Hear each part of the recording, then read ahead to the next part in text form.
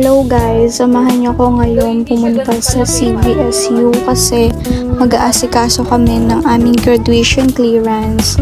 Nag-asikaso lang ako dyan, nag-ayos and everything. Actually guys, muntikan pa kami mag-mid-year and hindi makasama sa graduation this year kasi nga nagkaroon kami ng problema dun sa thesis namin.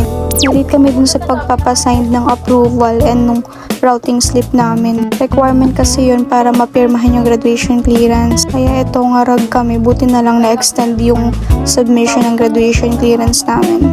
So ayun, nakarating na ako sa Cavsu and sobrang init. Nasakay na lang ako ng tricycle pa loob kasi hindi nga kaya maglakad papasok dyan kasi ang layo, tapos wala pa akong payong. Tapos nauna ako dito kasi ang kasama ko dyan is si Selfie tsaka si Pau. Kinuha ko na muna yung paper namin sa Dean para malaman kung ano yung mga kailangan pang i-revise. Tapos 1 page lang yung kailangan namin i-revise dyan. And buti na lang meron akong dalang laptop.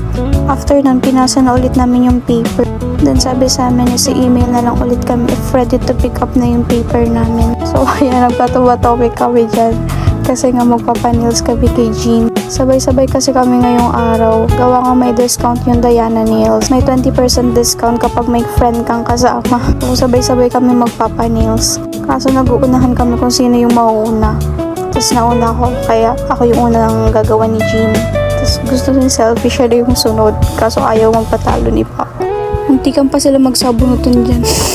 Kasi nga gusto rin mauna ni Selfie. Gawa nga gusto niya mauna umuwi. Ang ending, siya pa rin pangalawa. After na errands namin sa school, dumiretso na kami din sa Gen 3. Pero before that, nag-stop muna ako dito sa Don Macchiato sa tapat ng school. Kasi nagugutom na ako, tapos wala akong makitang pagkain dyan. Ang gusto ko kasi sana fishball. Kaso wala na yung nagbebenta ng fishball dun sa tapat ng school. So ayan, nasa jeep na kami, kadiri yung kamay ko. Hindi pa kasi ako nagugupit ng kuko niyan. Sakto, punta na kami kila Jean para magpa-nails. Actually, kinabukasan pa dapat niyan kami pupunta. Kaso nga itong dalawa nasasayangan din sa pamasahe. Kaya after run sa school, gusto na nila dumiretso kila Jean. So ayun, pare-paras kami hindi pa nagla-lunch kaya bumili muna ako dito sa Chowking. Tapos bumili rin dyan si Selfie ng Poutine. Actually, natutulong din ako kumain ng Poutine dahil dyan kay Selfie. Dati di ko nga alam yan. Tapos parang hindi ko kasi bet dati yung green na rice. Dahil nga lagi niya ako binililibre nun dati. Nagustuhan ko na din. So ayun, nakarating na kami dito kay Jean and syempre ako una sa pila. Habang nagpe-prep pa siya, kumain muna ako kasi gutom na ako niyan. Tapos favorite ko yung chow fan guys, yung Shanghai. Share ko lang. And tara, ayan yung super pretty.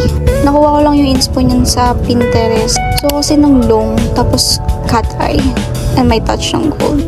So dahil nga, so ayun, natapos kami ng 12 AM niyan ba din. Kaya 12 AM naglalakad kami dyan papunta sa terminal kaso wala ng tricycle. At least, delay ang nails. Kaya nagbook na lang kami ng Grab.